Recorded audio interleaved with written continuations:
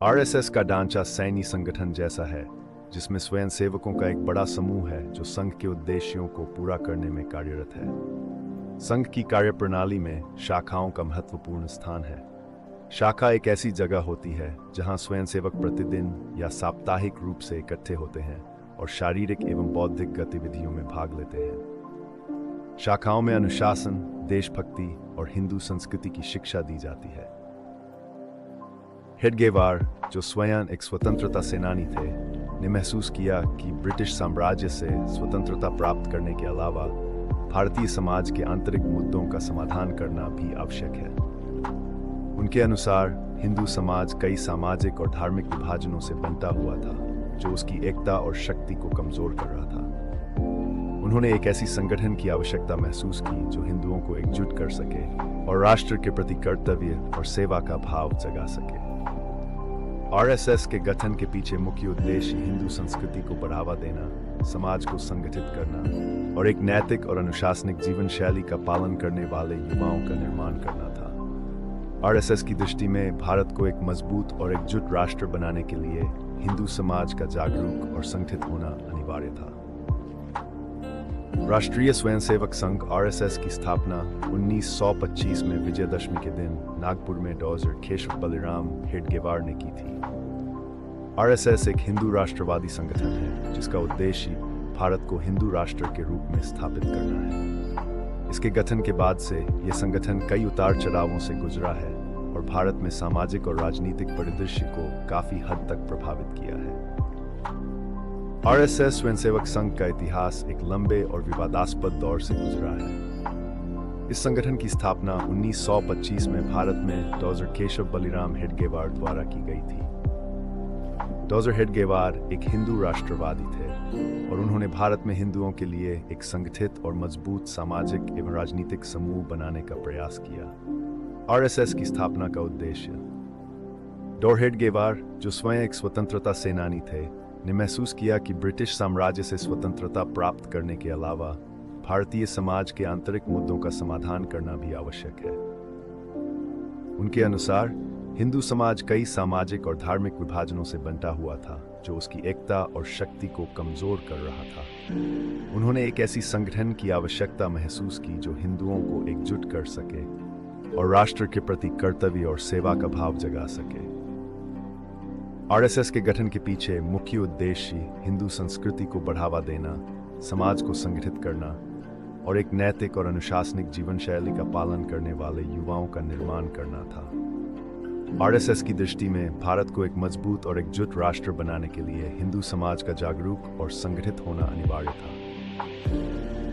RSS का ढांचा और कार्यप्रणाली। आरएसएस का ढांचा सैन्य संगठन जैसा है, जिसमें स्वयंसेवकों का एक बड़ा समूह है जो संघ के उद्देश्यों को पूरा करने में कार्यरत है। संघ की कार्यप्रणाली में शाखाओं का महत्वपूर्ण स्थान है। शाखा एक ऐसी जगह होती है जहां स्वयंसेवक प्रतिदिन या साप्ताहिक रूप से इकट्ठे होते हैं और शारीरिक एवं बौद्धिक गतिविधियों में भाग लेते हैं। शाखाओं में अनुशासन, देशभक्ति और हिंदू संस्कृति की शिक्षा दी जाती है।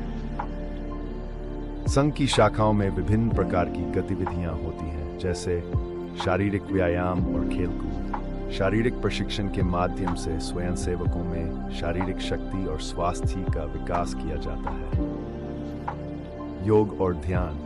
योग और ध्यान के माध्यम से स्वयंसेवकों में मानसिक शांति और ध्यान केंद्रित करने की क्षमता विकसित की जाती है। संस्कार गीत। शाखाओं में संस्कार गीत गाए जाते हैं जो हिंदू संस्कृति और परंपराओं के प्रति प्रेम जगाते हैं। बौद्धिक चर्चा।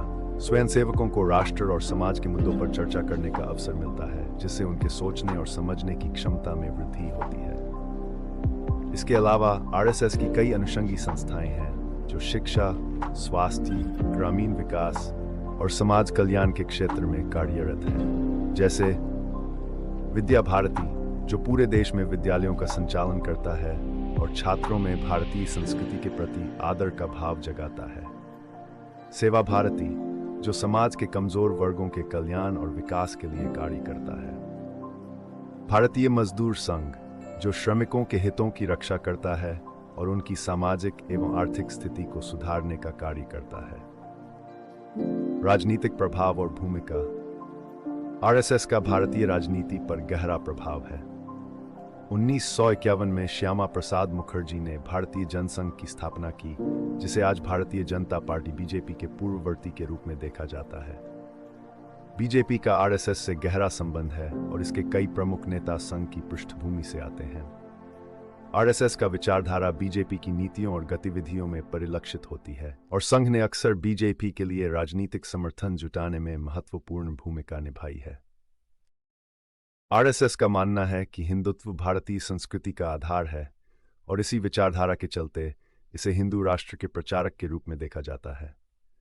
आरएसएस का विचार है कि भारत की पहचान, संस्कृति और परंपराएं हिंदू धर्म से जुड़ी हुई हैं और इसे बनाए रखने के लिए हिंदू एकता जरूरी है। हालांकि इस विचारधारा के कारण आरएसएस को आलोचना का भी सामना करना पड़ा है, खासकर उन लोगों से जो इसे बहुसंख्यकवादी दृष्टिकोण मानते हैं।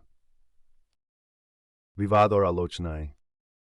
आरएसएस अक्सर अपने कट्टर हिंदू राष्ट्रवादी विचारों के लिए आलोचना का केंद्र रहा है। इसके खिलाफ ये आरोप लगे हैं कि यह संगठन सांप्रदायिकता को बढ़ावा देता है और अल्पसंख्यकों के साथ भेदभाव करता है। महात्मा गांधी की हत्या के बाद 1948 में आरएसएस पर प्रतिबंध भी लगाया गया था, लेकिन बाद में यह प्रतिबंध हटा लिया गया। आरएसएस पर यह भी आरोप लगाया जाता है कि यह भारत में बहुसंख्यकवादी विचारधारा को बढ़ावा देकर धार्मिक अल्पसंख्यकों के अधिकारों को कमजोर करता है। संघ के कार्यों और विचारधारा को लेकर देश में मिश्रित प्रतिक्रियाएं मिलती हैं, जहां एक ओर कई लोग इसे राष्ट्रभक्ति और सामाजिक सेवा के प्रतीक के रूप में देखते हैं, वहीं दूसरी ओर कई